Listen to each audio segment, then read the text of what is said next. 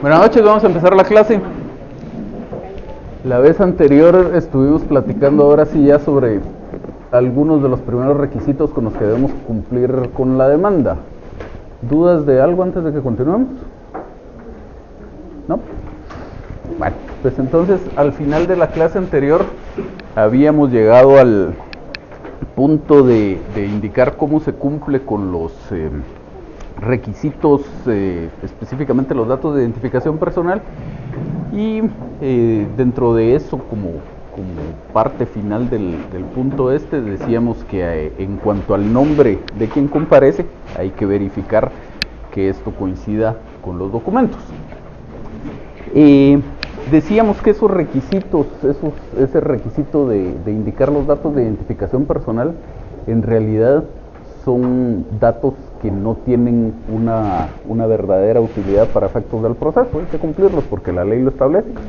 Básicamente la idea era como individualizar a la persona por aquello de los homónimos. Entonces, que si dos personas se llaman exactamente igual, pero uno tiene 20 años y es estudiante y el otro tiene 50 años y es ingeniero, sepamos quién es quién.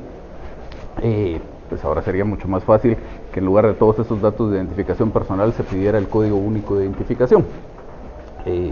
Pero al final de cuentas debemos cumplir con los requisitos como están establecidos. Pero específicamente el tema del nombre, decíamos, nos llevaba a platicar algo sobre las partes, que es con lo que vamos a iniciar el día de hoy. En cuanto al tema de las partes, pues más o menos tenemos alguna idea, aunque sea empírica, de qué estamos hablando. Las partes son cada uno de los sujetos en contienda dentro del proceso. Obviamente, cuando hablamos de la parte en sentido procesal, cada uno de los sujetos en contienda dentro del proceso. En el proceso, por el simple hecho de que una demanda sea presentada y admitida para su trámite, esto le da nacimiento al proceso y a la vez hace que se genere entre al menos dos personas una relación de carácter procesal. Para que exista proceso necesitamos por lo menos una parte demandante y una parte demandada, es decir, alguien que pretenda algo y alguien de quien se pretenda ese algo. Entonces, por el simple hecho de que la demanda sea presentada y admitida para su trámite, ya estos dos son partes en el proceso, son contrapartes, es decir, ocupan polos opuestos de la relación procesal. Siempre dentro del tema de las partes, vamos a platicar algo sobre estos dos aspectos, la capacidad para ser parte y la capacidad procesal. En el derecho civil, todavía no hablando del proceso, sino del derecho civil, del derecho sustantivo, tenemos uno de los elementos principales, una de las instituciones principales del derecho civil, y una de las primeras cosas que ustedes estudiaron en su curso de Derecho Civil 1 es la personalidad. Y entonces, dentro de esos atributos de la persona está la capacidad. Y la capacidad, recordarán ustedes, que es esa potestad de adquirir derechos y contraer obligaciones que tienen todas las personas, sean individuales o jurídicas. Todas tienen esta potestad de adquirir derechos y contraer obligaciones. Pero esa capacidad en el derecho civil se clasifica en estos dos rubros que vemos aquí en un color como amarillo, que es la capacidad de goce y la capacidad de ejercicio. La capacidad de goce consiste en la posibilidad o la aptitud para adquirir esos derechos y contraer esas obligaciones por sí mismos. Entonces esta la tienen, la capacidad de goce es la potestad de adquirir los derechos y contraer las obligaciones en general, todavía sin hacer alguna referencia a cómo va a ser el ejercicio de esos derechos o de esas obligaciones. Y esta la tienen en general todas las personas por el simple hecho de ser personas. Es decir, no importa si es menor de edad, si es mayor de edad, si es persona jurídica, mientras estemos hablando de una persona, esta va a tener esa capacidad de goce, va a poder adquirir derechos y va a poder contraer obligaciones. Ahora, la capacidad de ejercicio consiste en la potestad de adquirir los derechos y contraer las obligaciones por sí mismo.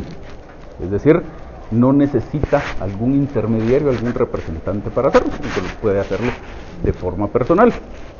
Y esta capacidad de ejercicio solo la tienen los mayores de edad, y los mayores de edad que no han sido declarados en estado de interdicción. Si una persona es menor de edad o se trata de un mayor de edad que fue declarado en estado de interdicción, solo tiene capacidad de goce, es decir, puede adquirir derechos, se puede contraer obligaciones, pero no puede hacerlo por sí mismo. Necesita un representante, un tutor o sus padres en ejercicio de la patria potestad que lo representen para esos efectos. Como reflejo de esto, ya del lado del derecho procesal, vemos que el reflejo de la capacidad de goce es lo que en derecho procesal se conoce como capacidad para ser parte. Entonces, la capacidad para ser parte es la potestad que tienen las personas de figurar como partes en un proceso. Y por el simple hecho de ser persona, cualquiera puede figurar como parte en el proceso, es decir, no importa si estamos hablando de un menor de edad, de un mayor de edad, de una persona jurídica, todos estos pueden ser partes en el proceso, pueden ser parte actora o parte demandada. La capacidad para ser parte no está ligada al interés que se tenga dentro del proceso, porque por ejemplo, alguien que no es, ¿cómo se le dice?, persona interesada dentro del proceso o que no es parte como tal dentro del proceso, no tiene capacidad para ser parte. No, ahí estamos confundiendo dos términos. Eso que usted menciona es la legitimación. Entonces, digamos, tanto usted como yo, como un niño de 5 años, como una persona que sea mayor de edad y esté declarada en estado de interdicción, una sociedad anónima, una fundación, cualquiera que sea persona, tiene en general, de manera abstracta, una posibilidad de figurar como parte en un proceso. Y de eso es de lo que hablamos cuando mencionamos la capacidad para ser parte. Entonces, en tanto del lado del derecho civil como del lado del derecho procesal, las capacidades de las que estamos hablando son aspectos en abstracto, digamos, no referidos a una situación específica. Porque, por ejemplo, si nos vamos al derecho civil, a la capacidad civil,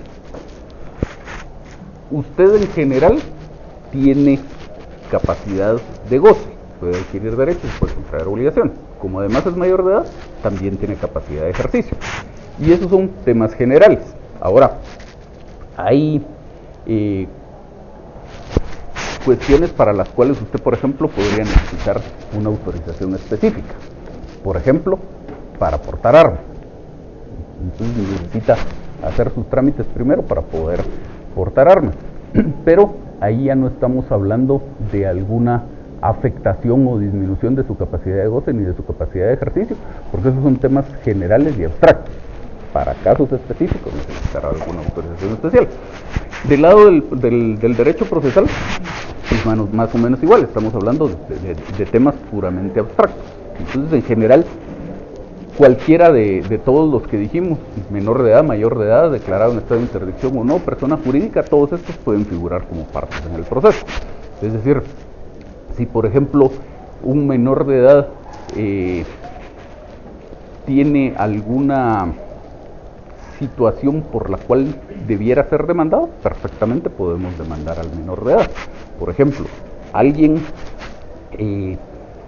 un padre de familia es condenado en un juicio oral de fijación de pensión alimenticia a pagar una pensión alimenticia a favor de un menor. Luego resulta que varían sus posibilidades económicas y ese señor ya no puede pagar la pensión alimenticia en ese monto, necesita que la reduzca.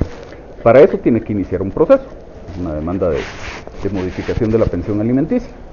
Y como el que tiene derecho a percibir esa pensión alimenticia es un menor de edad, pues tendría que demandar al menor de edad.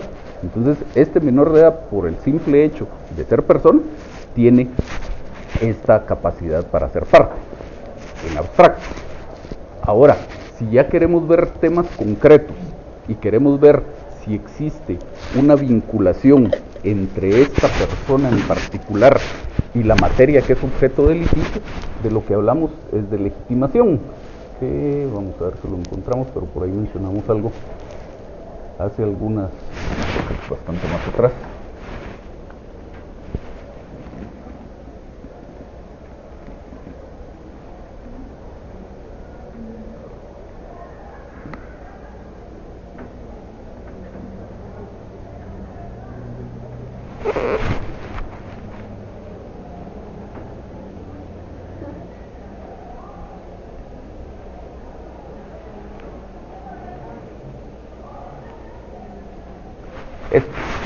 En esta diapositiva platicábamos de la legitimación. Entonces decíamos, en el proceso, por el simple hecho de que exista una demanda, haya sido presentada ante el juez y el juez le dé trámite a esta demanda, nace una relación entre estos dos, el actor y el demandado. Entonces, esa siempre va a existir. No importa si yo como demandante tengo o no razón, a lo mejor es una demanda totalmente infundada, pero por el hecho de que el juez le dé trámite a esa demanda, va a existir una relación procesal. Y eso va a hacer que yo sea parte en ese proceso, parte actora, y la persona contra quien haya presentado la demanda va a ser la parte demandada. Eso siempre ocurre. Y cuando hablamos de capacidad para ser parte, de lo que estamos hablando es de esa potestad para figurar en cualquiera de estos dos polos de la relación procesal. Y esa, como decíamos, la tiene cualquier persona por el simple hecho de ser persona. Como comparecer a los órganos jurisdiccionales, digamos. O sea, No necesariamente comparecer, o de acudir. porque ya cuando hablamos de comparecer o de acudir, como usted lo menciona, ya estamos hablando de la realización de actos procesales. Y para eso no es la capacidad para ser parte de lo que no funciona, sino es la capacidad procesal, que es el equivalente a la capacidad de ejercicio. Entonces, de esa ya vamos a platicar en un momento. Ahorita lo que me interesa es que, para efectos de responder a su pregunta, tengamos clara la distinción entre capacidad procesal y legitimación. Entonces, estos dos, por la simple existencia del proceso, son parte actora y parte demandada. Este cuadrito azul lo puede ocupar cualquier persona por el simple hecho de ser persona, menor de edad, mayor de edad, declarado en estado de interdicción o no, persona jurídica, no importa, y lo mismo el cuadrito rojo. Ahora, esa relación procesal siempre existe cuando hay un proceso. Como subyacente a esa relación procesal, es decir, como lo que está de trasfondo para que exista este proceso, se supone que existe una relación material. Por eso subrayamos aquí que es una relación material invocada. El actor dice que existe esa relación. Puede ser que exista, puede ser que no exista. Eso, en definitiva, lo vamos a ver, lo va a definir el juez en la sentencia. ¿Sí? ¿Una relación material invocada es la pretensión que pretenden las partes del proceso? No exactamente la pretensión, sino el vínculo jurídico que da lugar a esa pretensión. Entonces, como ejemplos de esto, citábamos aquí todos estos. Si lo que se está reclamando es el pago de una deuda, entonces el actor dirá, yo con este demandado celebré un contrato de mutuo y ahora resulta que no me ha pagado. Entonces, como subyacente a esa relación, se supone que existe un contrato de mutuo.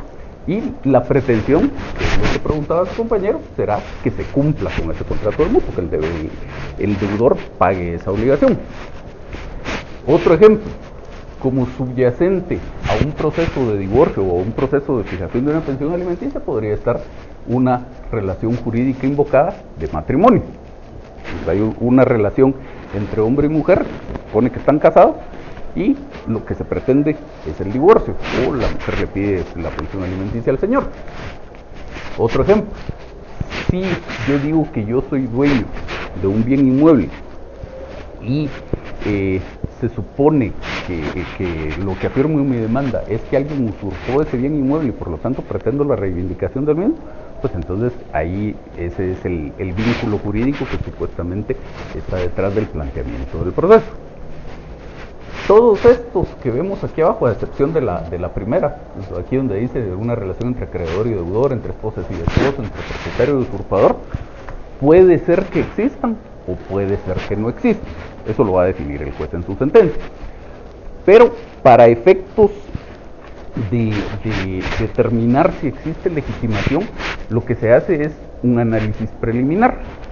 Y ese análisis preliminar en lo que consiste es en, si fuera cierto lo que dice el actor en su demanda, ¿quién es el que tendría derecho a demandar? Y si fuera cierto lo que dice el actor en su demanda, ¿en contra de quién se tendría que plantear esa demanda? Y entonces, ahí sí tiene que haber esa vinculación de la que usted hablaba al principio. Tiene que existir una conexión, una identidad, mejor dicho, entre aquel que está demandando y aquel que, si fuera cierto lo que éste dice en su demanda, tendría derecho a demandar. Y lo mismo, tiene que haber una conexión entre aquel que es demandado y aquel que, si fuera cierto lo que se dice en la demanda, tendría que soportar esa demanda. Entonces, por ejemplo, si yo digo que usted me debe una cantidad de dinero, usted y yo se celebró un contrato de mutuo, los que tendríamos legitimación para figurar en ese proceso somos usted y yo como demandante y usted como demandada. Por ejemplo, siendo que usted ya es mayor de edad, yo no podría plantear esa demanda en contra de sus padres, a no ser que ellos hubieran sido fiadores, pero entonces es otro tipo de relación jurídica la que se está invocando ahí. Pero por la obligación suya, yo no puedo demandar a sus padres, porque si fuera cierto lo que yo digo en mi demanda, existe un vínculo jurídico entre acreedor y deudor. El acreedor soy yo y el deudor es usted, y por lo tanto quienes debemos figurar como partes en el proceso, o podemos figurar como partes en el proceso, soy yo como actor y usted como demandado. En eso consiste la legitimación. La capacidad para ser parte, que era de lo que estábamos hablando, es una potestad en abstracto. Yo, por ser una persona, puedo figurar como parte en cualquier proceso. Puedo figurar como parte actora o puedo figurar como parte demandada en cualquier proceso que a usted se le ocurra. Hablando de proceso civil. Usted que es mayor de edad, igual, lo mismo todos los que estamos aquí, pero también les ponía el ejemplo, una persona jurídica puede figurar como parte en cualquier proceso, un menor de edad puede figurar como parte en un proceso, un mayor de edad que haya sido declarado en estado de interdicción puede figurar como parte en un proceso.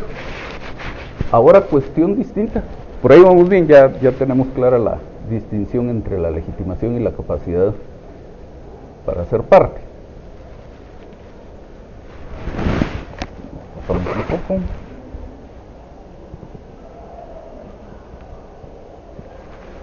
Ahora, ya luego viene la realización de actos en el proceso, que era lo que usted hablaba de la comparecencia. Entonces, para esto se necesita la capacidad procesal. La capacidad procesal en lo que consiste es en la potestad de realizar actos jurídicos válidos dentro del proceso por sí mismo.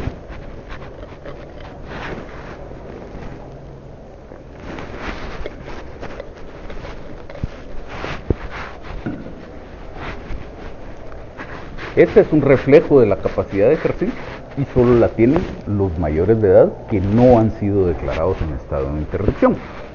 Digamos, todos nosotros, todos los que estamos aquí, tenemos tanto capacidad para ser parte como capacidad procesal. Es decir, podemos ser actores o podemos ser demandados en un proceso, y si somos actores o somos demandados en ese proceso, podemos comparecer personalmente al proceso. Es decir, si regresamos a los requisitos que estamos viendo de los datos de identificación del solicitante, puedo comparecer yo en el proceso, Roberto René Alonso del CID, de tantos años, etcétera, etcétera. Y lo mismo cualquier mayor de edad que no haya sido declarado en estado de interdicción. Ahora, un menor de edad o un mayor de edad declarado en estado de interdicción no tiene capacidad procesal. Tiene capacidad para ser parte, puede figurar como parte en el proceso, pero los actos en el proceso no los puede realizar por sí mismo, necesita tener a un representante. Normalmente estaremos hablando de sus padres en ejercicio de la patria potestad o de su tutor, si es que estuviera sujeto a la tutela. Entonces, si regresamos al ejemplo este del señor que ya no puede pagar la pensión alimenticia que le fijaron y por lo tanto va a tener que demandar a su hijo menor de edad, el hijo, por el simple hecho de ser persona, puede figurar como parte en ese proceso, tiene capacidad para ser parte, pero para contestar esa demanda, por ejemplo, tendrá que comparecer alguien en representación de este niño. Podría ser la madre en ejercicio de la patria potestad, o si no tuviera madre, pues estará sujeto a la tutela, podría ser un tutor, etc. Entonces por ahí estaría la distinción entre estos dos temas. No sé si quedó más o menos claro. ¿Sí? Entonces, siempre dentro de las partes vamos a platicar de esto que se conoce como pluralidad de las partes.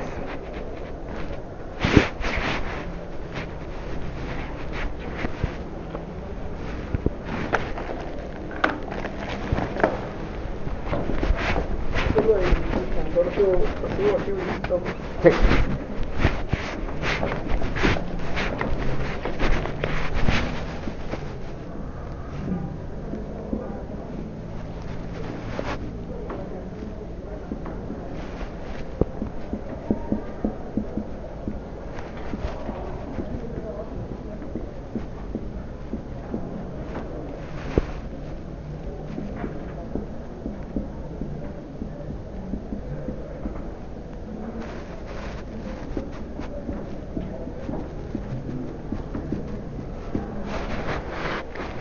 Para que exista proceso, necesitamos como mínimo todo esto que vemos acá. Necesitamos por lo menos dos personas. Una que figura en el proceso como actor, es decir, como demandante, y otra que figura en el proceso como demandado. Entre estos dos va a existir una relación procesal, que decíamos por el simple hecho de que el juez le dé trámite a la demanda, ya nace esa relación procesal y quedarán vinculados a la decisión que el juez dicte sobre el asunto. Y debe existir como mínimo una pretensión, es decir, algo que el demandante quiera del demandado. Eso es un mínimo, pero podría ser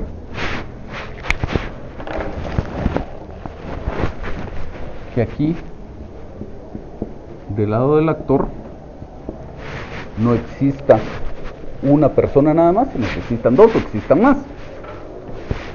Por ejemplo, si dos personas vamos juntas caminando por la calle y alguien nos atropella, y luego vamos a reclamar los daños y perjuicios derivados de esta situación, entonces podríamos demandar por separado, podría demandar solo uno de los dos si quisiera, por supuesto solo los daños que a él le corresponden, o si quisiéramos podríamos ponernos de acuerdo y demandar ambos juntos. En una sola demanda los dos demandamos a quien haya sido responsable de este hecho de tránsito. Y entonces aquí tendremos más de un sujeto en uno de los lados de la relación procesal.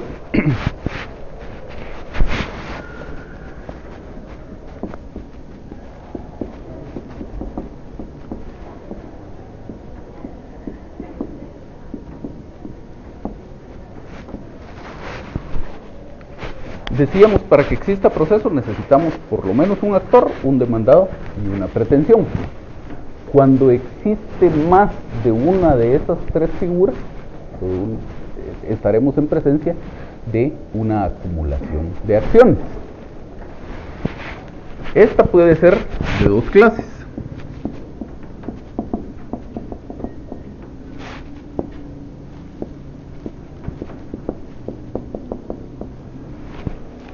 Puede ser subjetiva o puede ser objetiva, es decir, si se refiere a los sujetos o se refiere al objeto del proceso.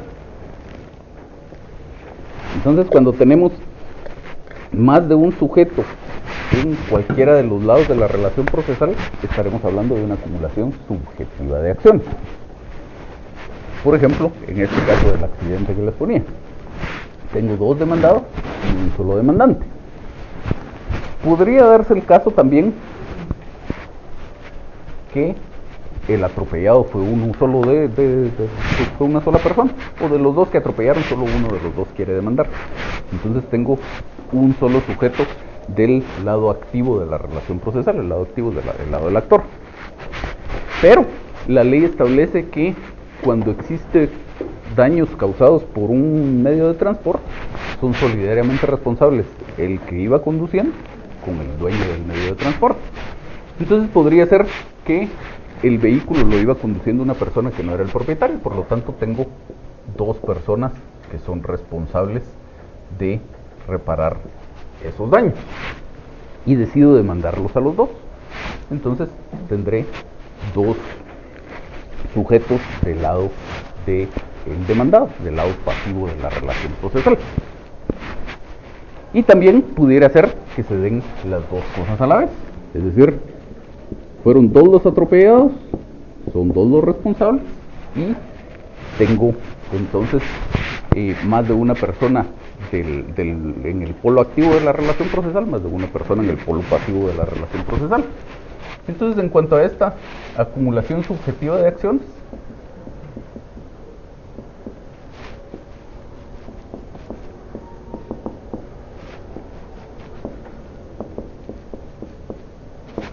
puede ser activa, pasiva o mixta.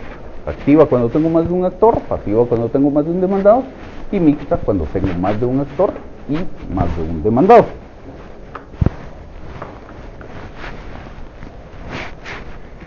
La acumulación objetiva de acciones se produce cuando en un mismo proceso se plantea más de una pretensión.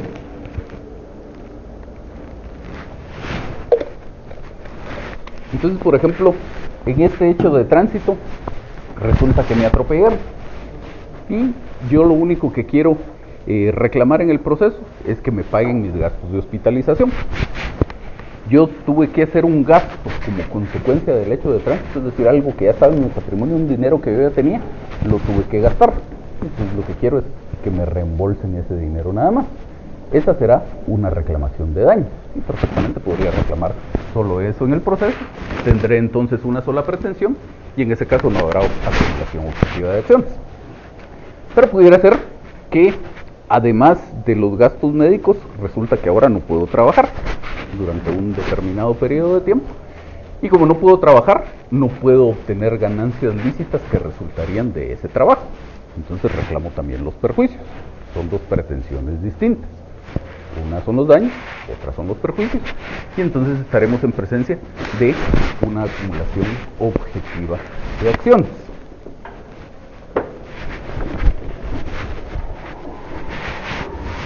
Queremos ver algunas referencias a todo esto en el código.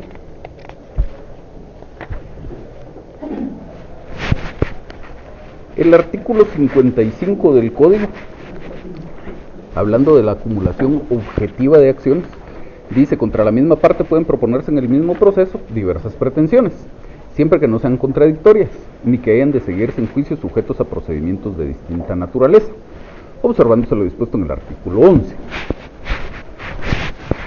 En cuanto a la acumulación subjetiva de acción,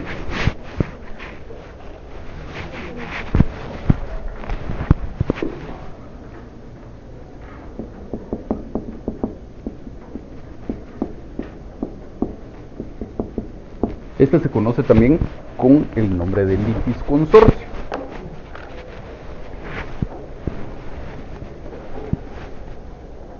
Es decir, más de una persona, dos o más personas están juntas en alguno o en ambos lados de la relación procesal.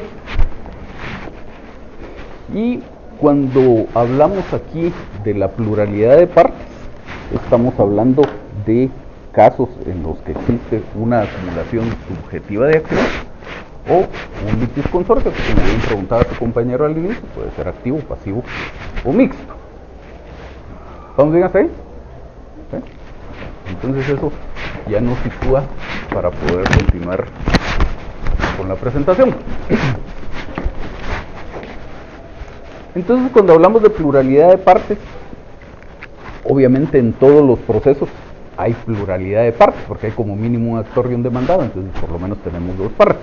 Pero cuando nos referimos a pluralidad de partes, no estamos hablando de eso, sino estamos hablando de aquellos supuestos en los que no existe solo un actor y un demandado, sino hay más personas interviniendo en el proceso. Y entonces tenemos en principio el litis consorcio, esto de lo que platicábamos aquí, también conocido como acumulación subjetiva de acciones, cuando existe más de un actor o más de un demandado, o más de un actor y más de un demandado a la vez. Aquí estamos hablando de pluralidad de partes propiamente dicha, porque son los sujetos adicionales que tenemos al mínimo, es decir, más allá de un actor y un demandado, son también partes. Tenemos otro actor, o tenemos otro demandado, o tenemos otro actor y otro demandado. Entonces aquí tenemos una pluralidad de partes propiamente dicha. Bajo la sombrilla esta de pluralidad de partes, se estudia también otra figura, de personas que también intervienen en el proceso, que no son exactamente partes. Eso es involucrado aquí, es la intervención de los terceros.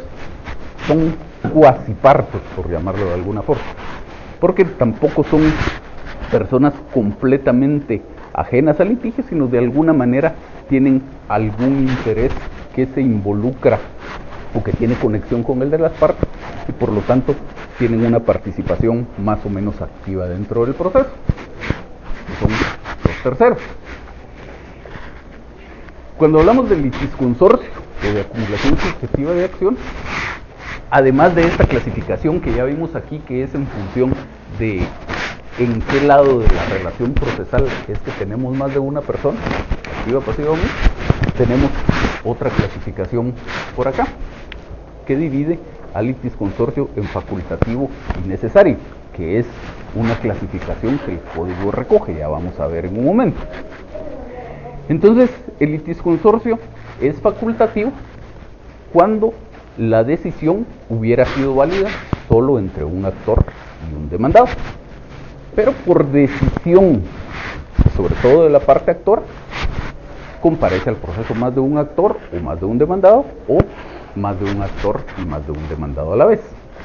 Y el litisconsorcio es necesario cuando la decisión no sería válida si no intervinieran todos estos en el proceso, más de un actor y más de un demandado. Entonces, dice la ley, artículo 53, litisconsorcio necesario. Para seguir el orden que lo tenemos aquí, veamos primero el 54, que habla del facultativo.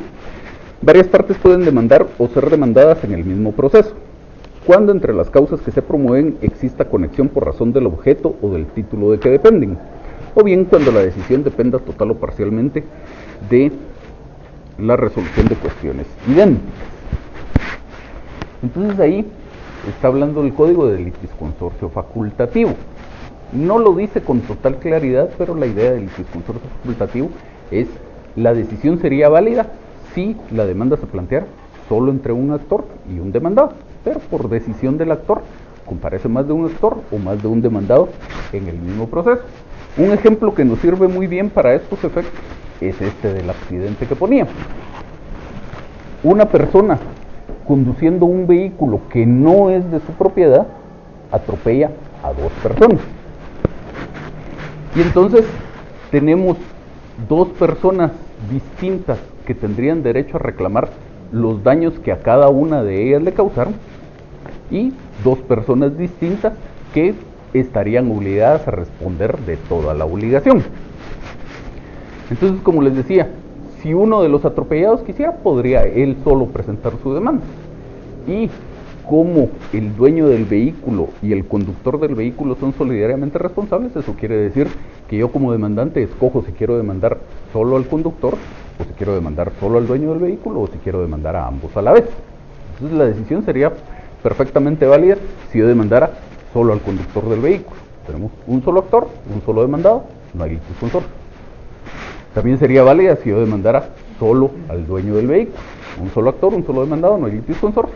Pero por decisión mía, yo demando a ambos a la vez. Entonces tengo más de un demandado, y eso fue decisión mía, litisconsorcio facultativo. O el otro supuesto, como eran dos atropellados, se ponen de acuerdo, y entonces tenemos más de un demandante por decisión de ellos. También es un litisconsorcio facultativo. Y también el caso en que los dos atropellados se pongan de acuerdo y demanden tanto al conductor como al dueño del vehículo. En todos esos casos es litisconsorcio facultativo. La decisión sería válida si el proceso se tramitara solo entre un actor y un demandado, pero se decide involucrar a más personas. No se puede hacer simplemente por la pura voluntad de la parte actora, sino se necesita cumplir alguno de estos requisitos que establece la ley aquí. Cuando entre las causas que se promueven exista conexión por razón del objeto o del título de que dependen, o bien cuando la decisión dependa total o parcialmente de la resolución de cuestiones idénticas. Entonces, en el caso del ejemplo, todo se origina de un mismo hecho de tránsito. Cuando el código habla de título, por lo menos en estos primeros artículos del código, cuando se refiere a título, no está hablando de título ejecutivo, sino está hablando de título en el sentido que lo entiende la doctrina, como uno de los elementos de la acción. Título y causa en doctrina son sinónimos, es decir, ¿por qué estoy demandando? ¿Cuáles fueron los hechos que ocurrieron que dan lugar a que se presente esta demanda? Entonces, ¿aquí existe conexión por razón del título? Por supuesto que sí, porque todo origina de un mismo hecho de tránsito. Y entonces, eso es lo que permite que se involucre a más de una persona por acá. Luego también existe conexión por razón del objeto, porque aunque cada uno de los demandantes quiere el resarcimiento de los daños propios, de los daños que a él le causaron, pues al final de cuentas lo que se quiere es un resarcimiento de daños. Y por lo tanto, también existe esa conexión, de tal manera que en ese caso, la demanda planteada en estas condiciones sería totalmente válida. Ahora, el disconsorcio necesario es diferente. Dice el artículo 53, si la decisión no puede pronunciarse más que en relación a varias partes, estas deben demandar o ser demandadas en el mismo proceso. Si este es promovido por algunas o contra algunas de ellas solamente, el juez emplazará a las otras dentro de un término perentorio. Un ejemplo típico de esto se celebra un contrato, y en este contrato figura un comprador y dos vendedores. El bien fue adquirido en copropiedad por dos vendedores. Figura un vendedor y dos compradores. El bien fue adquirido en copropiedad por dos compradores. Y entonces resulta que luego se produce alguna causal que le permite al vendedor demandar la rescisión de ese contrato. Entonces, hablando de legitimación de esa conexión que hablaba su compañera, que tienen que tener las partes con el objeto del litigio, siempre para que se va a tramitar un proceso que verse sobre la eficacia del negocio jurídico, deben ser partes en ese proceso todos los que fueron partes en el contrato. Entonces, si yo soy el vendedor, yo no puedo demandar la rescisión solo de uno de los compradores. Tengo necesariamente que demandar a los dos. Del contrario, la decisión que el juez dictara no se podría ejecutar, porque el contrato sería válido frente a este y dejaría de surtir efectos frente a este otro. No se puede. Estamos hablando del mismo contrato. Si fueran contratos diferentes, pues otra sería la historia. Entonces, en ese caso, si yo quiero plantear esa demanda de rescisión, tendré que demandar a los dos demandados, a los dos que fueron compradores en este caso, y por lo tanto, ese es un caso del disconsorcio necesario. Obligadamente tiene que haber más de un demandado en el caso del ejemplo.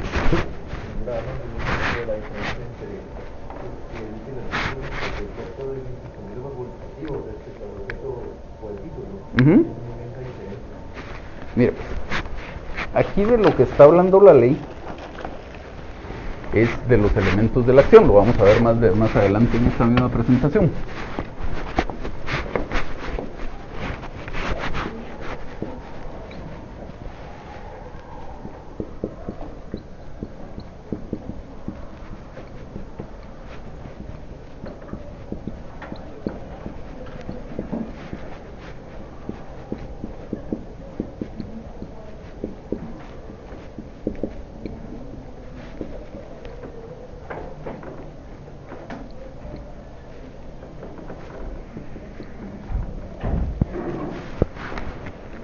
La acción tiene tres elementos, tres componentes fundamentales, podríamos decir, que son los sujetos, el objeto y la causa.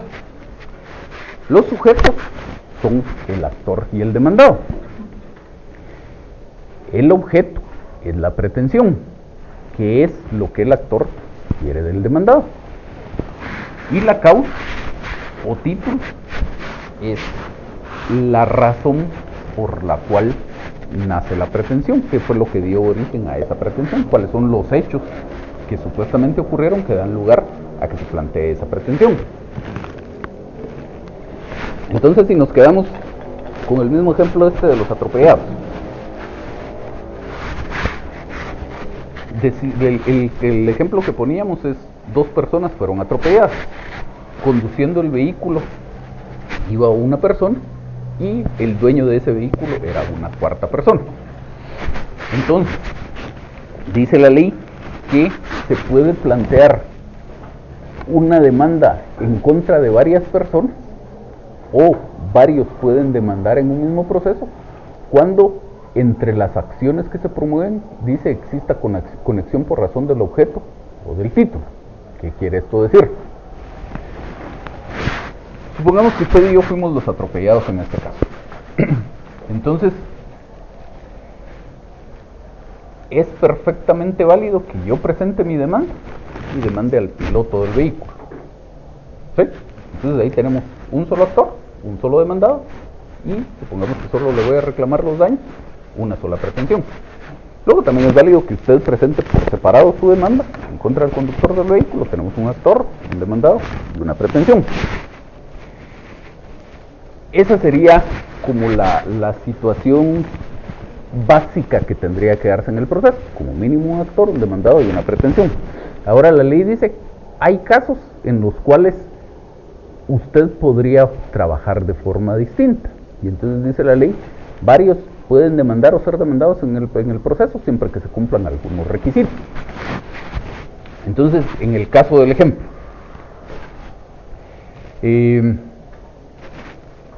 yo quiero reclamar los daños que me causaron a mí. Usted quiere reclamar los daños que le causaron a usted.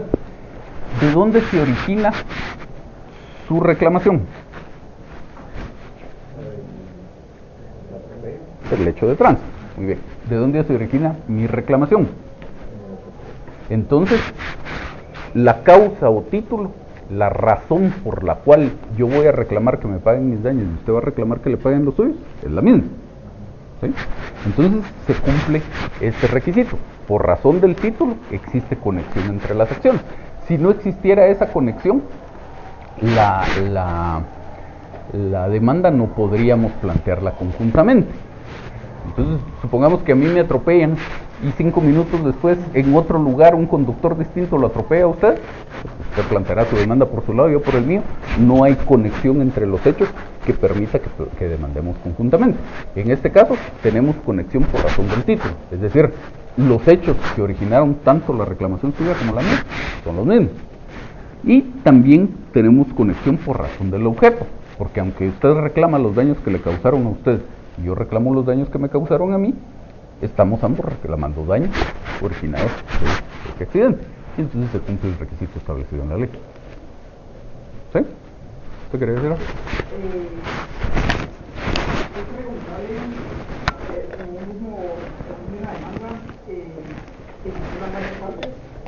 ¿O es mejor quedarnos separados? Porque según tengo una defensa o algo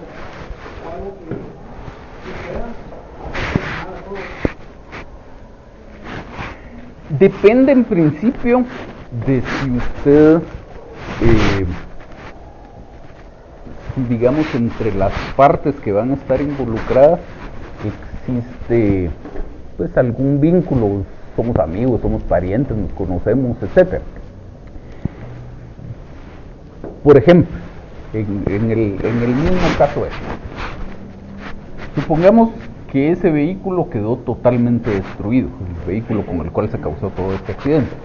Entonces, embargar ese vehículo a nadie le va a servir para nada porque ya no vale nada. Y lo único que existe que pudiéramos embargar es un bien inmueble. Y es un bien inmueble que más o menos logra cubrir los daños causados a uno de los dos afectados. Entonces, si demandamos conjuntamente, pues en el camino nos tendremos que poner de acuerdo si todo esto llega hasta sus últimas consecuencias y se remata ese bien inmueble, pues a lo mejor pedimos que nos lo adjudiquen en copropiedad como pago de nuestras deudas y estamos con un interés compartido, digamos, en el proceso. Ahora, si no existe relación entre ambos, pues básicamente lo que debería pasar es que cada uno por su lado presente su demanda, cada uno por su lado trate de obtener primero el embargo sobre ese bien. Porque entonces si yo obtengo primero el embargo sobre el bien y esto llega a remate, el bien me lo adjudican a mí y el segundo embargo queda automáticamente sin efecto. Entonces básicamente estamos con intereses en conflicto y estamos en una especie de competencia por obtener el resarcimiento.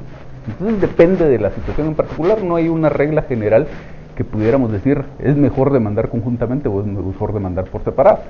Lo que sí es que si se decidiera demandar por separado, normalmente estaríamos en una situación en la que usted como abogado no podría atender a los dos demandantes, porque tienen intereses en conflicto. Entonces uno de los demandantes será cliente suyo y el otro tendrá que buscar su propio abogado.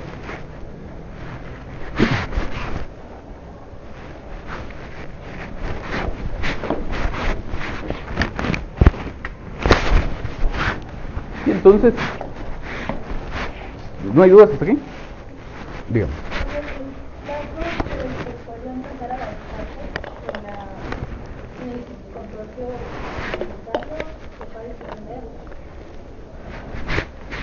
Cuando dice la ley que si se demandara solo uno y sí, es a discreción del juez, lo lógico sería que le fijara un plazo igual al que corresponda al emplazamiento en el tipo de proceso del que estemos hablando. Es decir, si estamos hablando de un juicio ordinario, que lo emplace por 9 días, si estamos hablando de un juicio sumario, que lo emplace por 3, etc. Pero la ley lo deja a decisión del juez.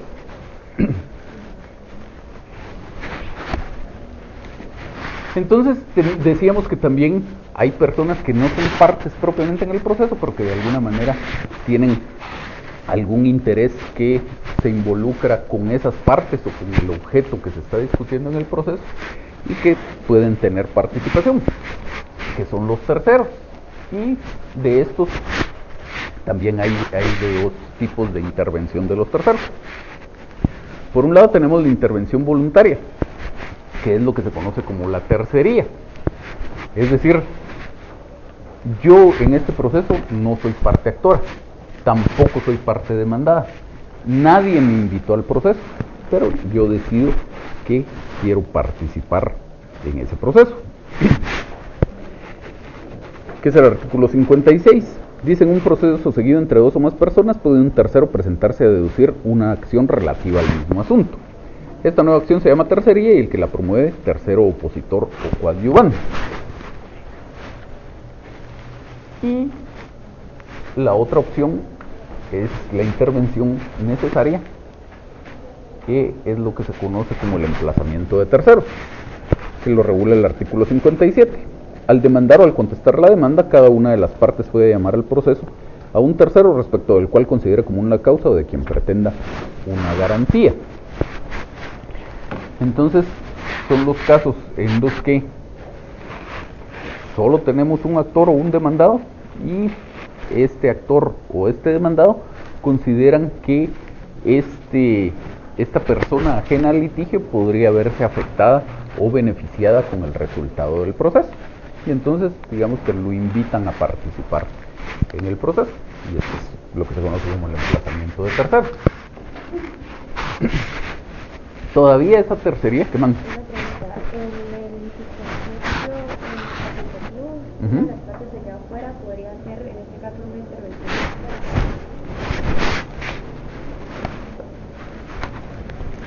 El consorcio facultativo, una persona se queda afuera, si podría tener una intervención como tercero. Yo solo demando al que está en el carro y no al dueño del carro. Ajá. El dueño del carro podría ser, como que ser un tercero, ya sea voluntariamente. Podría, pero no tendría mucho sentido. Porque digamos, usted va a demandar. Demanda al conductor del vehículo. Y usted dice que podría usted emplazar como tercero al dueño del vehículo. Eso no le sirve. No le sirve por varias razones. En principio, la ley establece que para que usted pueda emplazar como tercero a alguien, dice, respecto de quien considere común la causa o de quien pretende una garantía. Lo de que pretende una garantía, olvídese porque es una mala regulación de la ley. Lo normal será que usted pueda emplazar como tercero a alguien cuando considera tener causa común con este. Es decir, cuando usted dice, si yo obtengo un beneficio de esto que va a pasar, entonces usted, señor, también se va a ver beneficiado. Entonces le invito a que venga a participar en el proceso. Obviamente no se da ese caso con respecto al conductor del vehículo. Ahorita voy con usted. Podríamos pensar entonces que tal vez lo pudiera emplazar el demandado, pedir que lo emplacen. Este sí más o menos tiene causa común con el conductor del vehículo, porque al final de cuentas pues, será el vehículo del otro, y etcétera, etcétera. Pero para efectos del proceso, la decisión que va a dictar el juez, en el mejor de los casos, si el juez declara con lugar su demanda, es que va a poder condenar solo al demandado a que le pague a usted. Entonces, aunque este conductor del vehículo pidiera que se emplace como tercero al dueño del vehículo, no va a conseguir algo. Un ejemplo más claro en donde sí nos podría funcionar esto. Supongamos que fallece una persona y este causante dejó un testamento.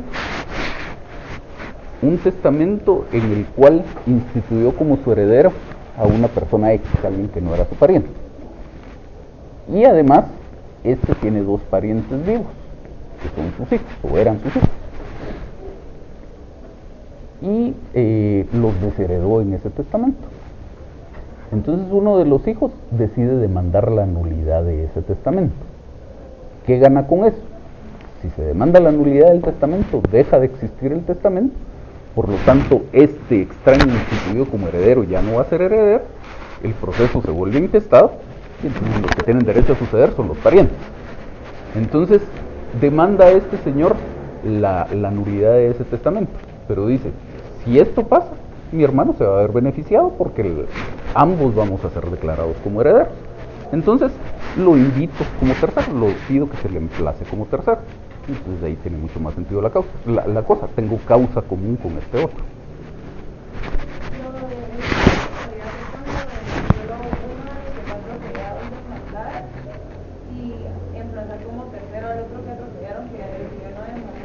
Tampoco le sirve porque, digamos, a mí me podrá servir. Si yo fui un atropellado y usted es la otra, yo podré decir, pues, venga a participar en el proceso y etcétera. Pero el único que ganaría algo con eso soy yo, porque solo yo demandé. Entonces, aunque usted participe en el proceso como tercera, no van a condenar a los demandados a que le paguen a usted.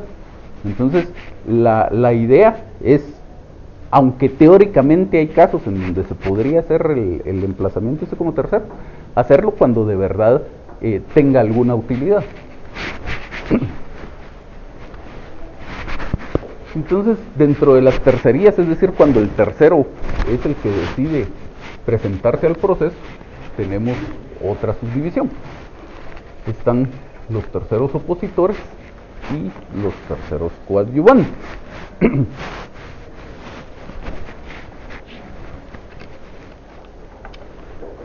Que si retomamos el código,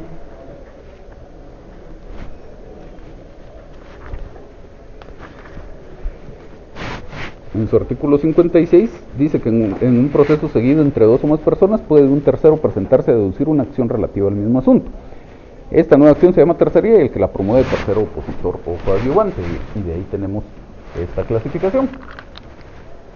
Y todavía un poco más, dividimos esto y el tercero coadyuvante puede plantear una tercería excluyente de dominio o una tercería excluyente de pago o excluyente de preferencia. Entonces vamos a tratar de explicar de qué estamos hablando aquí.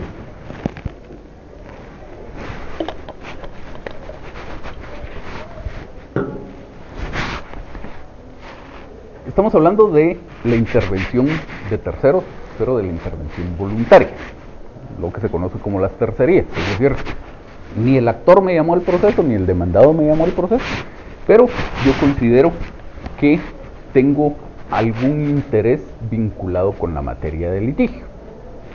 Y entonces decido yo presentarme a ese proceso.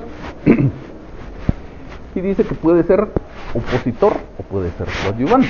Es decir, yo puedo, la más fácil de entender es la segunda, el tercero coadyuvante. Yo me presento al proceso a apoyar a alguna de las partes, sea al actor o al demandado, no importa. Yo puedo comparecer al proceso porque estimo que yo podría obtener algún beneficio por el resultado que obtuviera aquel a quien yo quiero ayudar. Si nos quedáramos con el mismo ejemplo que le ponía aquí a su compañera de la nulidad del testamento, yo le ponía a ella el ejemplo de que el mismo demandante pidió que se emplazara a su hermano como tercero. Esa es una intervención en instancia de parte. Pero supongamos que no lo hizo, no pidió que se le emplazara como tercero. Este hermano tiene un interés en el asunto, saldría beneficiado si se declara con lugar esa demanda. Entonces perfectamente podría comparecer como tercero coadyuvante de la parte actora. Y aquí la idea de eso es que yo mismo como tercero coadyuvante puedo ir realizando actos en el proceso, y eso me garantiza que aunque digamos que la parte a la que yo voy a apoyar sea negligente en la tramitación del proceso, yo puedo hacer cosas que el otro deje de hacer. Por ejemplo, si una resolución que afecta el interés que tenemos en este proceso no la impugna aquel que es demandante, yo como tercero coadyuvante puedo impugnar esa resolución. Y entonces la idea es velar porque no se dejen ir oportunidades que se pudieran tener en el proceso de obtener algún beneficio. ¿Sí? ¿Interviene como persona voluntaria en el proceso a través de una demanda? ¿O cómo digo que voy a ser tercero y que voy a apoyar a esta parte? Usted presenta un memorial. Usted presenta un memorial y dice que comparece a interponer o a plantear una tercería, y tiene que decir qué de todas esas tercerías, digamos una tercería coadyuvante, y entonces en su memorial explica que usted quiere ser tercero coadyuvante de la parte actora y explica por qué. Entonces por ahí va la cosa. La otra posibilidad es que uno sea un tercero opositor, y entonces dice que de estas tenemos dos variantes: una tercería excluyente de dominio o una tercería excluyente de pago o excluyente de preferencia, preferente de pago o excluyente de preferencia. ¿Aquí de qué se trata? Cuando yo soy un tercero opositor, en realidad no me importa qué pase con el proceso. El proceso como tal, el objeto del proceso, no es de mi interés. En realidad no me importa si declaran con lugar o declaran sin lugar esa demanda. Pero yo tengo algún interés vinculado sobre todo con los bienes que pudieran estar involucrados en ese proceso. Y entonces, por ejemplo, embargan un bien. Pero resulta que este bien no es propiedad del demandado, sino que es propiedad mía. Normalmente eso pasaría con bienes muebles, porque con bienes inmuebles sería un poco difícil por el tema del registro. Entonces, en el proceso embargan, digamos, algunas cabezas de ganado. Yo era ganadero, tenía unas vacas por ahí, y el juez decreta el embargo sobre estos bienes bajo el supuesto de que eran propiedad del demandado. Entonces, la tercería excluyente de dominio, la idea es yo comparezco al proceso y le digo: señor juez, necesito que usted excluya del proceso estos bienes, por eso es excluyente de dominio. Necesito que excluya del proceso esos bienes porque esos bienes no son del demandado, y aquí se lo compruebo, tendré algunas pruebas de que las vacas en realidad son de mi propiedad. Y entonces, retirado esto del proceso, ya dejando de estar embargados esos bienes, pues ya a mí no me interesa si la demanda la declaran con lugar o sin lugar. Y finalmente la otra, la preferente de pago o excluyente de preferencia, de lo que se trata es de que yo considero tener un mejor derecho que el demandante a ser pagado con los bienes que son del demandado. Entonces, básicamente lo que estoy diciendo cuando presento una tercería de este tipo es: primero págueme a mí, y ya después, si queda algo, le podrá pagar al demandado.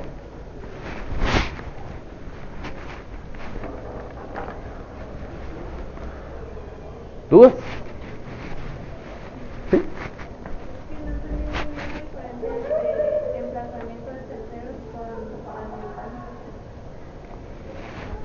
básicamente, la idea es si a usted le invitaron a la fiesta o se fue a colar. Eso es. Entonces, ajá.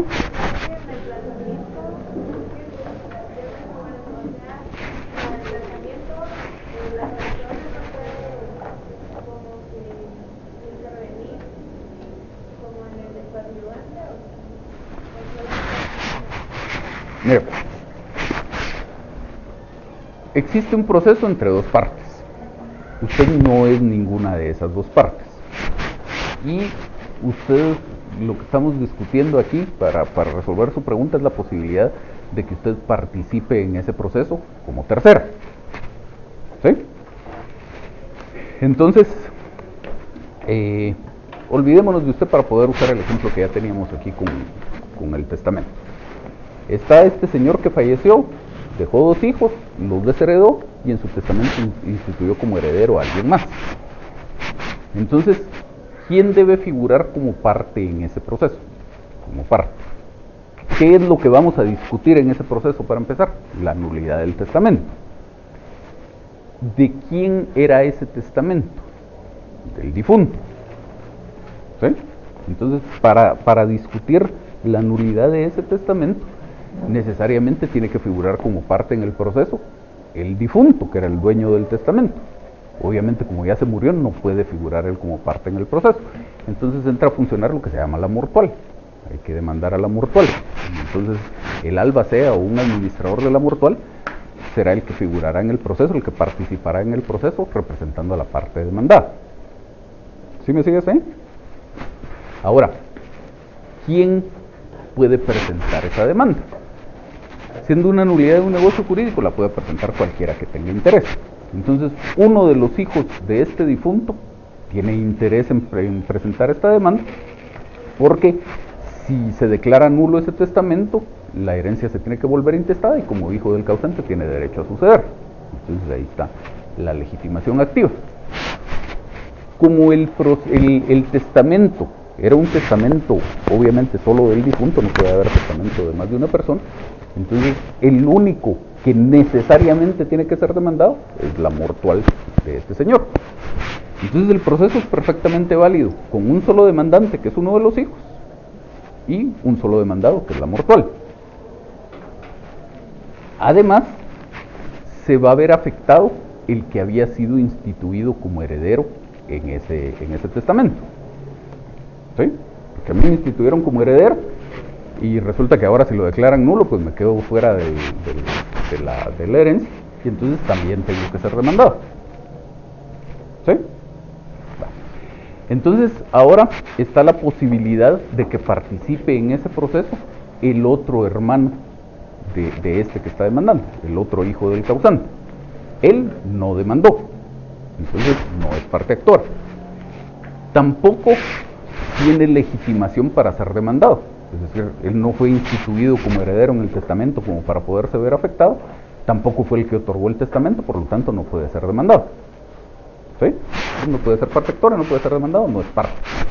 Pero está la posibilidad de que participe. ¿Cómo puede participar en el proceso? Como un tercero. Y esa intervención se podría dar de 2 formas distintas. Una es el demandante, en su demanda, le explica al juez y le dice: señor juez, está este otro señor que es mi hermano, que también tiene una causa común conmigo en el proceso, es decir, saldría beneficiado si se declara con lugar esta demanda, porque la herencia se vuelve intestada y entonces él también va a tener derecho a suceder al causante. ¿Sí? Entonces le pido que lo emplace como tercero. El juez le notifica, le da una audiencia por 24 horas y en esa audiencia básicamente tendría que hacer 2 cosas. En primer lugar, decir si le interesa o no figurar como tercero en ese proceso. Y si le interesa figurar como tercero en el proceso, pues ya exponer lo que tenga que exponer, que seguramente en este caso será apoyando la declaración de nulidad de ese testamento. ¿Sí? Ahora, la otra opción es: no dijo nada sobre la existencia de su hermano, y el proceso en esas condiciones es perfectamente válido. Este hijo demanda a la mortual y demanda al heredero instituido, y el proceso en esas condiciones es perfectamente válido, así podría llegar a esta sentencia. Pero este otro hermano se entera de la existencia del proceso. Y enterándose de la existencia del proceso dice, ¿y qué tal si mi hermano, no, el abogado, sobre todo el abogado que contrató a mi hermano no hace bien las cosas en el proceso? ¿Qué tal si resulta una resolución desfavorable y no interpone un recurso de apelación, o no interpone una nulidad, o no interpone lo que tenga que interponer? ¿Qué tal si llegamos al periodo de prueba y no propone las pruebas? Entonces dice, aunque a mí nadie me invitó en el proceso, considero que tengo un interés en este proceso, y entonces voy a apoyar a una de las partes. ¿A quién? A la parte actora. Entonces me presento al proceso como tercero coadyuvante de la parte actora. Entonces, como le decía, esa es la diferencia. Si le invitaron a la fiesta o se fue a colar. Es decir, en un caso, el hermano que era el demandante dijo, señor juez, le pido que le notifique y que lo emplace por 24 horas para que participe en este proceso. En el otro caso no lo dijo, pero este se enteró de la existencia del proceso y solito compareció a tener su participación ahí. ¿Ven? ¿Qué manda? Un preferente de pago podría ser como un caso de que hay, por ejemplo, yo quiero demandar por alimentos a mi esposo y me entero que alguien me está demandando por otra deuda. ¿Sería ese tipo de intervención? ¿No Podría ser, porque entonces, si digamos embargan un bien del demandado y lo van a rematar, primero habrá que velar por los créditos que tienen derecho preferente a ser pagados. Las obligaciones por alimentos tienen una preferencia, entonces se podrá comparecer al proceso y decir, bueno, primero me pagan a mí lo de mis alimentos y ya después el resto. ¿Qué manda? Que, por ejemplo, yo todavía tengo una demanda, pero que existe esta otra y que ya puedo comparecer dentro del proceso y decir todavía está pendiente. Sí, totalmente. Sobre todo porque en este otro proceso, donde en el caso del ejemplo demandaron a su ex esposo, tampoco va a haber una resolución inmediata. Pero usted desde el principio está como haciendo la advertencia de que cuando se haga la repartición del producto del remate, usted tiene un derecho preferente. Entonces, en su momento, supóngase que declararan sin lugar su demanda. Pues el interesado, que en este caso es el actor, podrá obtener una certificación de ese proceso y decirle al juez, pues mire señor juez, aquí ese interés ya no existe. O a la inversa, declaran con lugar su demanda, entonces ya va usted con el juez y le dice, señor juez, ya declararon con lugar mi demanda. ¿Qué más? La personalidad se puede dar en cualquier parte del proceso, o solo Sí, lo único es que expresamente dice la ley que usted tiene que tomar las actuaciones en el estado en que se encuentre. Entonces, no, supongamos que ya pasamos el periodo de prueba, usted no puede decir yo quiero ofrecer nuevas pruebas y proponerlas, etcétera, etcétera. Pero sí.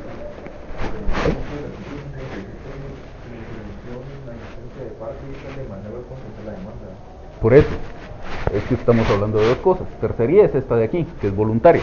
Usted solito comparece al proceso. La intervención en instancia de parte es la necesaria. Entonces, al demandar o al contestar la demanda. ¿Dudas con algo de eso? ¿No? Bueno. Entonces, seguimos platicando de los requisitos de la demanda. Habíamos indicado que vamos a tener una primera parte en donde vamos a indicar los datos de identificación personal del compareciente y normalmente se acostumbra a continuación incluir este título de expongo y ahí se cumple con varios requisitos formales. Entonces dice por acá que el primero es la justificación de la personería, es decir, si yo comparezco al proceso en representación de alguien más, tengo que acreditar en qué calidad estoy representando a esta persona. Por eso dice aquí, si fuera el caso, habrán casos en los que yo no estoy representando a alguien más, sino que estoy compareciendo en nombre propio, por lo tanto, en esos casos no hay alguna personería que justificar. Pero si yo estoy compareciendo al proceso como mandatario del demandante, o estoy compareciendo al proceso como gerente de una sociedad anónima, o como administrador único de la sociedad anónima, o como procurador general de la nación representando al Estado, en todos esos casos estoy ejercitando una representación y por lo tanto tengo que justificar mi personería. Dice el artículo 45 del Código Los representantes deberán justificar su personería en la primera gestión que realicen, acompañando el título de su representación. No se admitirá en los tribunales credencial de representación que no esté debidamente registrada en la oficina respectiva.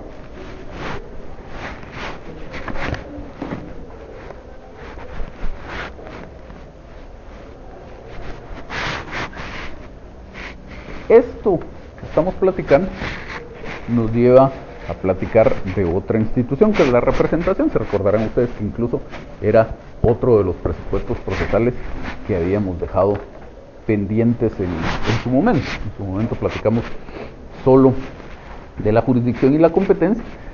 Dijimos que habían otros presupuestos procesales y que específicamente nos interesaban otros tres. Uno de ellos era la legitimación del que ya hablamos, otro es la representación del que estamos hablando en este momento, y el otro son los requisitos formales de la demanda, que es todo a lo que se refiere esta presentación. Entonces, la representación en lo que consiste es en la actuación en el proceso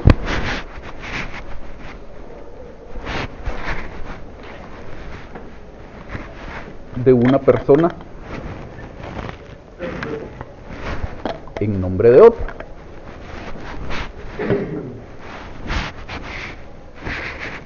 Es decir, yo realizo algunos actos procesales, pero no los realizo tratando de proteger algún derecho propio, sino en función de los intereses de alguien más.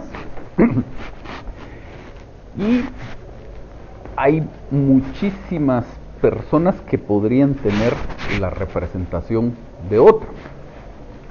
En principio, esto de alguna manera está vinculado con lo que veíamos hace un par de diapositivas de la capacidad procesal y la capacidad para ser parte. Cualquier persona, por el simple hecho de ser persona, tiene capacidad para ser parte. No importa si es menor de edad, mayor de edad, declarado en estado de interdicción o no, puede ser parte actora o puede ser demandada en el proceso.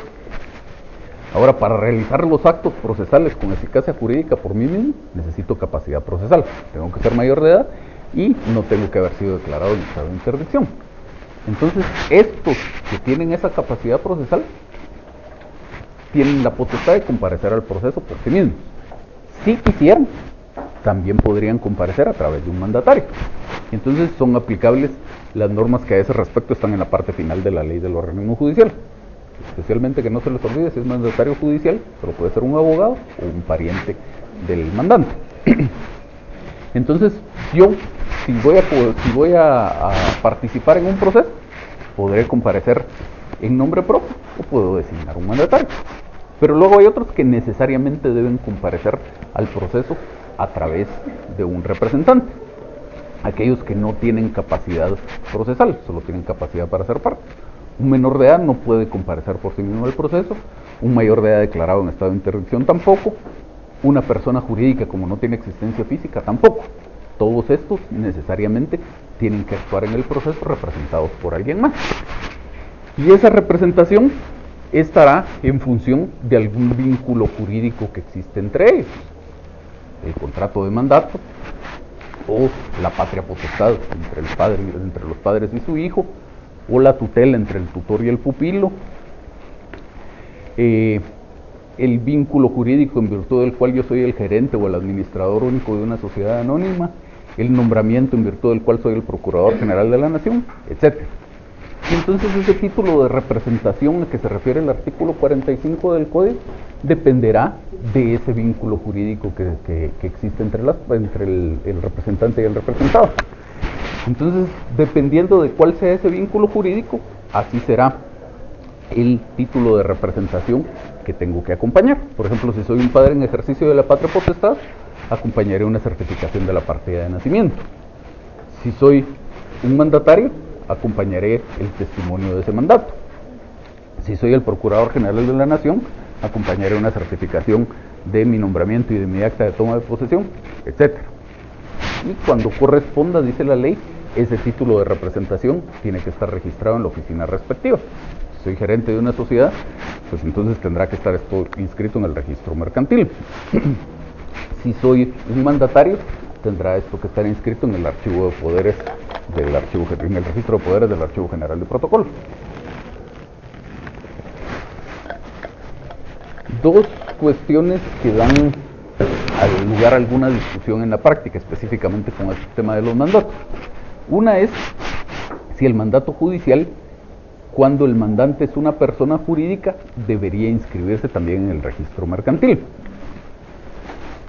La respuesta es que no es obligatorio, porque el Código de Comercio dice que dentro de otras cosas se inscriben en el registro mercantil o se deben inscribir en el registro mercantil los mandatos que otorgue un comerciante para las actividades de la empresa, y comparecer a juicio no es una actividad mercantil, por lo tanto sería suficiente si yo solo inscribo mi mandato en el registro de poderes. Lo recomendable es de todos modos inscribirlo para evitar la discusión, pero en el fondo no es necesario. Y la otra discusión que también se da con alguna frecuencia en la práctica es si debería presentar el documento original o es admisible, por ejemplo, una fotocopia legalizada. Porque la ley dice debe acompañar el título de su representación.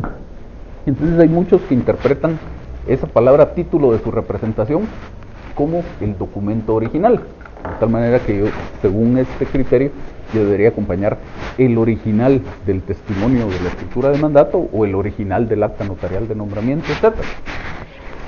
Ahí la Corte de Constitucionalidad en muchísimas resoluciones ha dicho que eso no es así, que es admisible una fotocopia legalizada o incluso una fotocopia simple. Porque el código en el artículo 177, cuando trata sobre la prueba, un poco perdida la norma, pero la norma trata sobre la prueba, y dice, los documentos que se adjunten a los escritos, o aquellos cuya agregación se solicite a título de prueba, podrán presentarse en su original en copia fotográfica, fotostática o fotocopia, o mediante cualquier otro procedimiento similar. Entonces tiene la norma dos supuestos distintos. Uno es aquellos documentos que yo presente como prueba, los puedo presentar por cualquiera de estos mecanismos.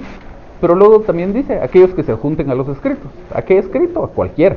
Y eso incluye la demanda, o la contestación en su caso, o la primera comparecencia del demandado. Entonces, si yo voy a adjuntar el título de mi representación a mi demanda, lo puedo adjuntar en original si quiero, pero también puedo adjuntar una fotocopia legalizada o incluso una fotocopia simple. Siempre es recomendable por lo menos que sea fotocopia legalizada, pero la idea es que no es obligatorio presentar el documento original. ¿Dudas con este tema de la representación? ¿No? Bueno, entonces, solo veamos rapidito esto antes de pasar a la siguiente actividad. Cómo hace referencia, o cómo se hace referencia en este caso a la representación. En este caso, la parte actora era una sociedad anónima. Entonces dice, expongo representación que ejercito. Representación que ejercito. Actúo en representación de la entidad X, sociedad anónima, en mi calidad de presidente del Consejo de Administración y representante legal de dicha entidad. Calidad que acredito con la fotocopia legalizada del acta notarial en que se hace constar mi nombramiento como tal, faccionada en la ciudad de Guatemala en tal fecha por el notario fulano, nombramiento que se encuentra inscrito en el Registro Mercantil General de la República, el número tal, folio tal, del libro tal de auxiliares de comercio, documento que acompaña. Entonces están ahí todos los datos de ese título de representación que estoy acompañando. ¿Qué más? ¿Existen algunos juzgados que creen que el mandato de representación, además del apartado de pruebas, No, totalmente al contrario, porque lo que pasa es que en el proceso, de hecho a mí nunca me ha pasado, pero es totalmente erróneo, porque en realidad es antitécnico mencionar esto en el apartado de pruebas, porque usted, ¿qué es lo que ofrece como pruebas? Aquellos elementos que le van a servir para demostrarle al juez el acaecimiento de los hechos constitutivos de su pretensión. En el proceso no está en discusión si usted ostenta esta representación o no. Eventualmente puede llegar a estar en discusión porque la otra parte presente una excepción previa de falta de personería, pero entonces al interponer la excepción o al evacuar la audiencia se podrá ofrecer como prueba ese documento. Pero de lo contrario no es un tema que esté sujeto a discusión y no hay razón alguna para ofrecerlo como prueba. ¿Qué manda? Exacto, lo que la ley dice, usted acompaña el título. Ya por técnica lo mencionamos aquí e incluso se acostumbra a indicar todos los datos del documento, el número con el que se ha inscrito y todo lo demás. pero exigir que se ofrezcan las pruebas, para mí es totalmente erróneo. ¿Qué demanda es? ¿O qué tipo de proceso que manda? Tendría que apelar la resolución. Entonces se vuelve el problema de cosas que pasan mucho en la práctica. Que usted tiene dos opciones. Vuelve a presentar su demanda y pierde un par de semanas en lo que otra vez deciden si le dan trámite, o interpone un recurso de apelación y pierde 6 meses en lo que se tramita el recurso de apelación. Entonces, aunque es incorrecto, muchas veces en la práctica toca tragarse el sabor amargo ese y volver a presentar la demanda, aunque, insisto, es incorrecto. Yo en una oportunidad hace muchos años vi un caso que me llamó la atención sobre todo por el fundamento que se exponía en el recurso de apelación. Era igual una ejecución. Le preguntaba por qué tipo de proceso era, porque la resolución que le deniegue el trámite a la demanda solo es apelable si es una ejecución en vía de premio o un juicio ejecutivo. Entonces, en este caso, era una ejecución de una sentencia. Cuando es así, eso es materia de procesal civil 3, solo para que más o menos me entiendan la anécdota. Cuando es así, usted tiene dos opciones. Puede presentar su ejecución dentro del mismo proceso en que se dictó la sentencia, o puede pedir una certificación e iniciar un expediente independiente. Entonces dice la ley